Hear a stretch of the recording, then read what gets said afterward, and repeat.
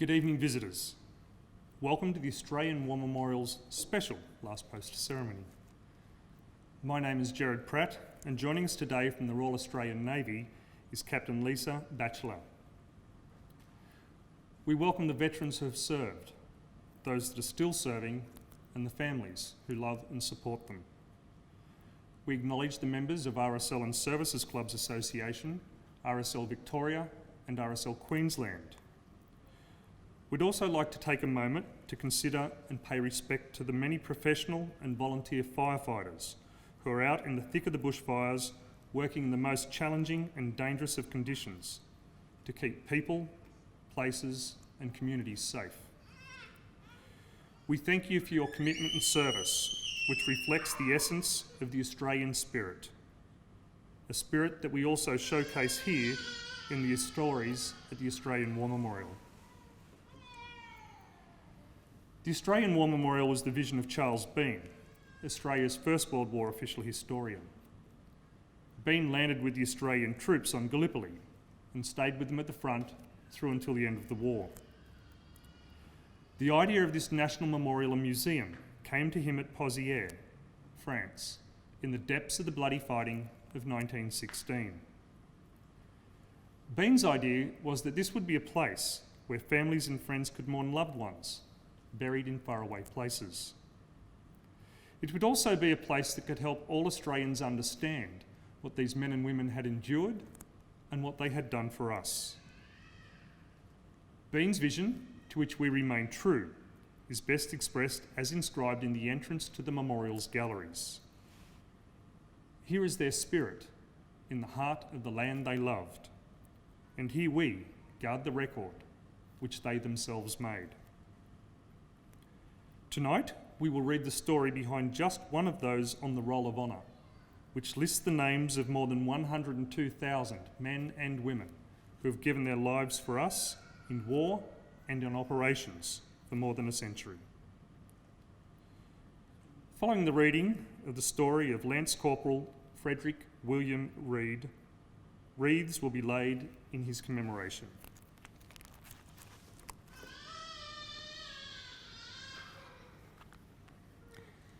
Today we remember and pay tribute to Lance Corporal Frederick William Reid. Frederick Reid was born in 1886 in Portsea, England, the son of William Henry and Alice Reid. Frederick's father was a carpenter in the Royal Navy, and Fred, as he was known, also became a carpenter. The Reid family moved to Kent, where Frederick joined the East Kent Mounted Rifles, a local militia unit. Reid later emigrated to Australia, and when Britain declared war on Germany in August, he was living in Casterton, Victoria, near the South Australian border. He enlisted in the Australian Imperial Force almost immediately, becoming the second volunteer in his shire to do so. With his knowledge of horses and previous experience in a mounted infantry unit, Reid joined the 4th Australian Light Horse Regiment and began training at Broadmeadows Camp, north of Melbourne. Reid travelled on the very first convoy of Australian troops to be sent to the war, embarking at Melbourne on the transport ship Wiltshire in October of 1914. He arrived in Egypt in December and spent the next several months training at army camps there. In 1915, British commanders decided to establish a beachhead on the Gallipoli Peninsula, but horses were unsuitable for the rocky, mountainous terrain. The squadrons of the 4th Light Horse Regiment were broken up, and the men reinforced the infantry on the peninsula without their horses in late May of 1915. In June, the regiment was reunited and remained in defensive positions at Anzac, mainly around Ryrie's Post. The conditions on Gallipoli were crowded, and clean water was scarce, which led to outbreaks of disease. In September, Reid developed typhoid and was evacuated to the hospital ship Gascon. He was treated on the island of Malta and then in hospital in Egypt. His condition did not improve, however, and in January 1916, he was sent home to Australia to recover. Back home in Casterton, Reid was feted by his local community for his service. He was, however, keen to get back to the front. By June 1916, he was once again training in Egypt. A small number of light horsemen were assigned duties in France rather than the Middle East, and so, in August, Reid left Egypt for the Western Front. When he arrived in France, Reid joined the Anzac Corps Mounted Regiment. Mounted soldiers were not suitable for trench warfare, but the Corps carried out other important tasks in France. Reid and his comrades carried out traffic control, rear area security, prisoner escort, scouting and reconnaissance, and anti-aircraft gunning. The unit saw action at the Battle of Messines in Belgium in June 1917. Soon afterwards, Reid was promoted to the rank of Lance Corporal. In October, Reid and the men of the 2nd Anzac Corps Mounted Regiment manned the trenches around Ypres. With the reorganisation of Australian forces in November of 1917, Reid became a member of the 22nd Corps Light Horse Regiment. Reid visited England on leave in February 1918, and while there he married Helen. When he returned to the front, he spent a week with the anti-aircraft section of the 22nd Corps before returning to normal duty. In March 1918, German forces began what would be their last major assault of the war.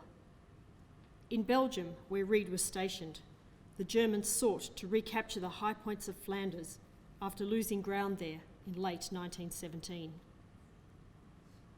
Reid was detached to join the 49th Division, an English unit, and was fighting with them on the 11th of April 1918 when he was killed in action. He was 32 years old. Reid was initially buried on the field of battle, but later his remains were moved to Hooge Crater Cemetery. His widow Helen had the following epitaph inscribed on his headstone: "Greater love hath no man than this." Lance Corporal Frederick William Reid is listed on the Roll of Honour among almost 62,000 Australians who died while serving in the First World War. This is but one of the many stories of service and sacrifice told here at the Australian War Memorial. We now remember Lance Corporal Frederick William Reid, who gave his life for us, for our freedoms, and in the hope of a better world.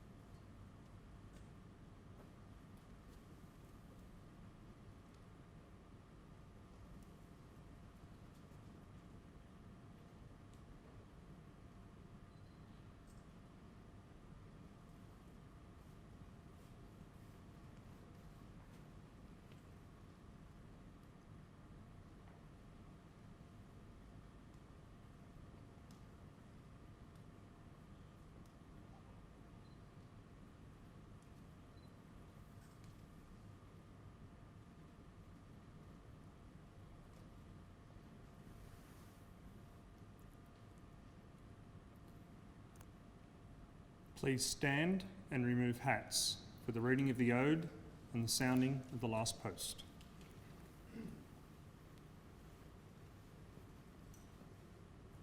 They shall grow not old, as we that are left grow old. Age shall not weary them, nor the years condemn. At the going down of the sun, and in the morning, we will remember them. We will remember them.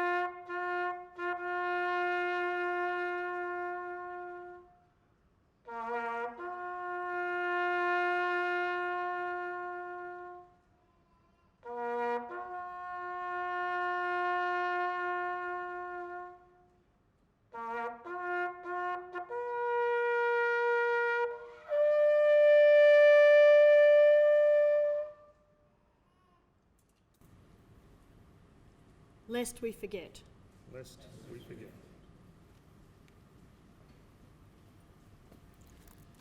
We leave you this evening with the words of the memorial's founder, Charles Bean.